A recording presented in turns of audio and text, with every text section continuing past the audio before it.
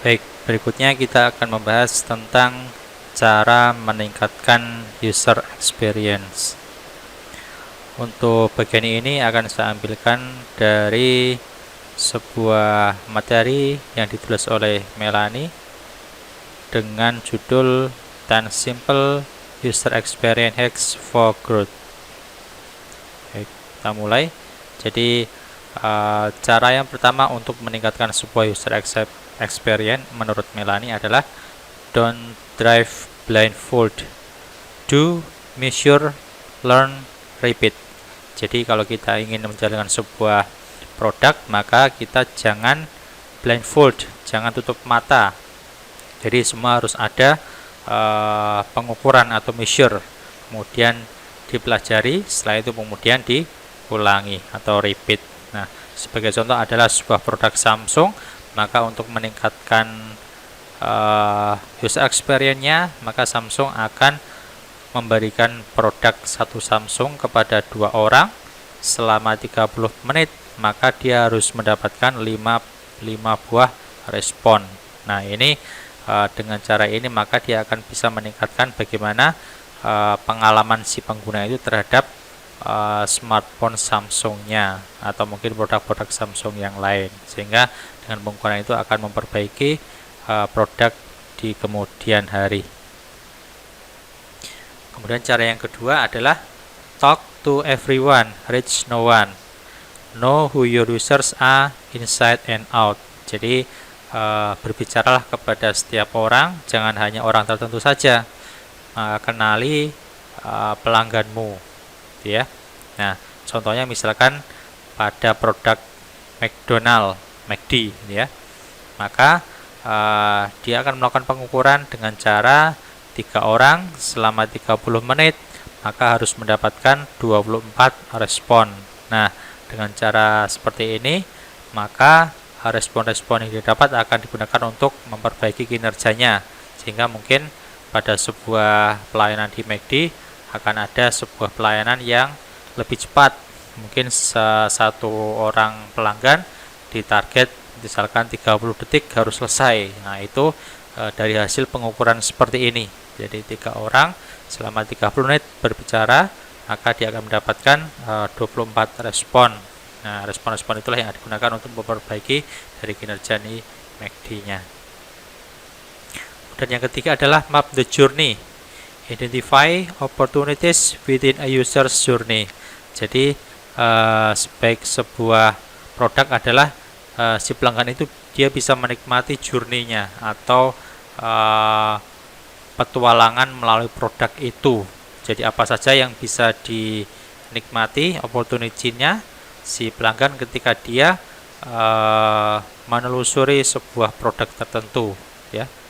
Misalkan contohnya adalah YouTube, maka YouTube dia akan mengidentifikasi siapa usernya, kemudian memetakan tipikal hari si pengunjung itu melakukan apa saja setiap harinya, kemudian identify opportunity to leverage my space, instant growth, never would have happened otherwise. Jadi misalkan user itu akan melakukan apa saja setiap harinya. Jadi YouTube dia akan mencatat si usernya itu pada hari H, pada hari A, B, C, dan seterusnya, setiap jam sekian dia membuka YouTube channel apa atau tentang apa.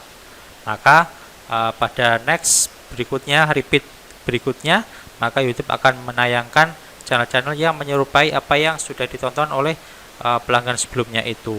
Nah, itu gunanya YouTube agar si pelanggan bisa betah berlama-lama untuk melihat YouTube, gitu ya. Nah, itulah YouTube akan mencatat kebiasaan-kebiasaan user di channel-channel yang telah dia kunjungi. Oke, itu nomor 3. Kemudian nomor 4, trust me, make users feel safe. Jadi buatlah si pelanggan itu mempercayai produk yang dia lihat, ya. Make users feel safe. Jadi buatlah user itu merasa aman. Nah, contohnya adalah Stripe. Nah, Stripe itu adalah salah satu pembayaran digital online. Nah, kalau di Indonesia itu sudah ada beberapa ya pembayaran digital online seperti OVO. OVO itu kalau di Tokopedia gitu ya. Kalau di Shopee ada ShopeePay. Dan kalau di Gojek ada GoPay. Dan itu ada lagi Dana, Doku, Mitrans dan sebagainya. Sangat banyak sekali sekarang bermunculan digital payment di Indonesia. Nah, Stripe adalah salah satunya, tapi dia berskala internasional. Kalau kita mengenal PayPal, nah itu hampir mirip dengan Stripe. Jadi pembayaran digital secara online berskala internasional.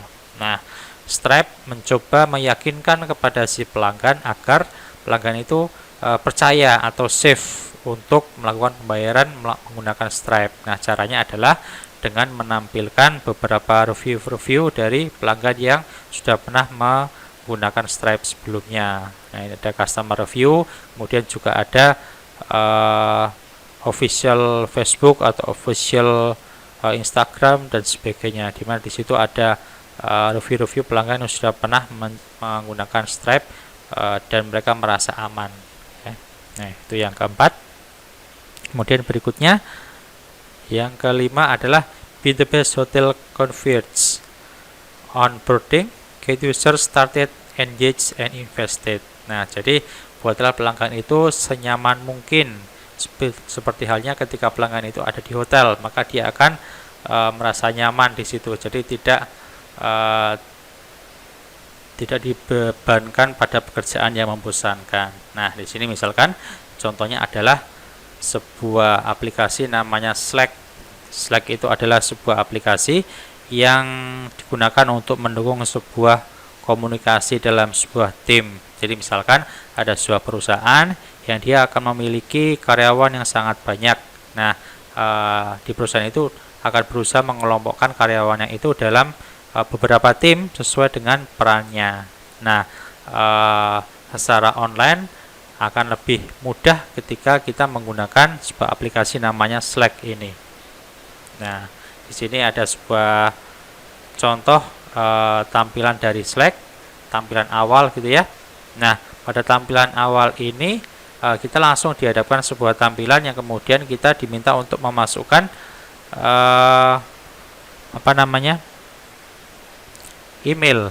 Nah, kalau email kita sudah langsung dideteksi oleh Slack, maka langsung akan ada tampilan email kita. Tapi kalau tidak, mungkin kita bisa mengganti dengan email yang lain. Nah, setelah itu di tampilan berikutnya, kemudian kita diminta untuk memberikan nama dari tim kita. Timnya namanya apa? Kemudian kita tuliskan di situ. Kemudian next. Kemudian URL dari tim yang akan digunakan dengan subdomain dari Slack tadi. Nah, setelah itu kemudian kita akan mengirimkan URL tadi ke tim kita yang lain. Nah, jadi teman kita yang sudah mempunyai akun di Slack, maka kita akan undang atau buat invitation-nya. Kemudian setelah itu barulah kita diminta untuk memilih username dari kita. Nah, selesai. Jadi secara tidak langsung atau tidak sengaja atau tidak sadar, kita telah mengisi sebuah form dengan tampilan yang lebih enak. Jadi kita diminta mengisi satu persatu, secara tidak sadar kita sudah menggunakan aplikasi dari Slack ini. Nah, di sini ada animasi-animasi dari tooltip atau help ya, yang didesain lebih menarik. Jadi bagaimana cara untuk melihat list dari channelnya. Yang berbicara adalah sebuah robot yang bisa membantu kita atau memandu kita untuk melakukan penggunaan aplikasi dari Slack ini. Nah, itulah yang kelima. Berikutnya yang keenam adalah get rid the part. Jadi singkirkan kata-kata gitulah, atau kata-kata yang menjengkelkan atau yang menghambat ya. Reduce friction, remove obstacle, repackage request. Jadi kurangilah gesekan, hilangkanlah hambatan, kemudian repackage atau kemas ulang dari permintaan-permintaan yang ada. Jadi di sini salah satu toolsnya atau caranya adalah kita menggunakan sebuah usability testing atau web analytic. Jadi salah satu cara untuk melakukan usability testing adalah dengan web analytic. Web analytic adalah suatu proses untuk menganalisis perilaku pengunjung ke suatu situs web. Jadi dengan web analytic itu maka kita bisa melakukan cara agar pengunjung itu lebih banyak. Jadi kita bisa tahu berapa lama pengunjung itu menggunakan web, berapa banyak halaman yang mereka kunjungi, halaman mana yang mereka kunjungi, dan apakah mereka datang ke web itu dengan tautan atau dengan link atau tidak. Bahkan dengan suatu cara bisa juga web itu dikunjungi oleh pengunjung, bagian mana yang diklik oleh pengunjung itu, berapa lama, dan sebagainya. Nah, 3 web analitik yang ada, misalkan ada Kissmetrics.com, Mixpanel.com, ada juga CrazyEgg.com. Nah, selain ini pun masih banyak web analitik yang lain. Oke, berikutnya adalah create a habit. Jadi menciptakan sebuah habit, like atau follow gitu ya terhadap orang-orang yang kita sukai atau kita senai, sehingga dengan cara itu maka akan menimbulkan habit atau kebiasaan kita untuk terus-menerus menggunakan sosial media itu. Kemudian berikutnya, so close, click buy now, reduce cart abandonment rates, close that sale. Nah, sebagai contoh adalah sebuah e-commerce yang sangat terkenal, yaitu Amazon.com. Jadi di Amazon ini dia mengganti atau replacing register dengan continue. Jadi dimudahkan untuk registernya. Kemudian dia juga berusaha agar user itu kembali. Nah, jadi kelebihan Amazon ini dibanding dengan e-commerce yang sudah ada, di Amazon itu bisa menampilkan produk-produk yang sama atau sejenis dengan variasi-variasi pilihan harganya. Jadi misalkan ada sebuah produk buku gitu ya, buku tentang PHP misalkan, maka di situ akan ditampilkan buku dengan judul itu tersedia di toko mana saja dengan harga-harga yang mungkin akan berbeda, atau bahkan mungkin ada yang menjual buku dengan judul yang sama tapi dengan bekas, atau mungkin ada yang menyewakan juga. Jadi ada berbagai macam variasi yang ditampilkan dalam satu produk sehingga pengunjung akan bisa memilihnya dengan leluasa, yaitu Amazon.com.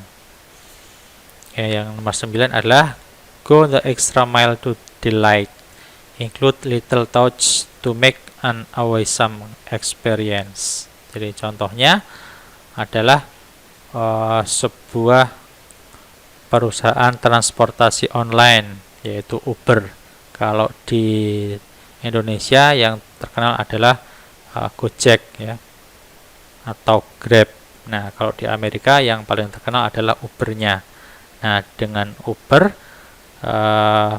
pengunjung atau pengguna bisa melakukan pembayaran dengan kartu kredit. Jadi dengan hanya melakukan scanning kartu kredit, maka dia akan bisa menggunakan kartu kredit itu. Kemudian sehingga tidak melulu menggunakan cash payment atau pembayaran secara cash. Nah, kemudian keep me in the loop, sehingga si pengguna ini bisa terus-menerus menggunakan karena histori sebelumnya sudah ditandai, dia seringnya kemana, kemudian rumahnya di mana, itu mungkin sudah ada di aplikasi yang dia gunakan. Kemudian harga yang ditetapkan pun sudah pasti berapa dolarnya. Kemudian kalau user merasa puas, maka dia bisa menilai driver itu dengan berapa bintang. Nah, itu. Kemudian yang terakhir, yang ke-10 adalah deliberately share the goodness, dengan sengaja menyebar kebaikan. A good reason to share insert sharing mechanism. Jadi bagaimana sebuah produk itu bisa disebarkan oleh pengguna dengan cara yang menyenangkan. Maka di sini akan ada contohnya sebuah bonus-bonus yang diberikan oleh si produk itu. Misalkan di sini ada Hotmail, email ya, dia akan memberikan 20% dari kapasitas emailnya. Kemudian dari Uber misalkan, dia akan memberikan bonus $30 free riding. Jadi kalau kita menyebarkan ke sosial media, kita akan mendapatkan bonus $30 yang digunakan di aplikasi Uber. Kemudian di Dropbox juga, kita kalau menyebarkan ke media sosial, kita akan mendapatkan free 16 GB space penyimpanan di Dropbox. Jadi dengan sengaja kita mau untuk menyebarkan karena kita akan diberikan bonus-bonus tertentu oleh si pembuat produk itu. Nah, itulah beberapa cara yang bisa digunakan untuk meningkatkan user experience.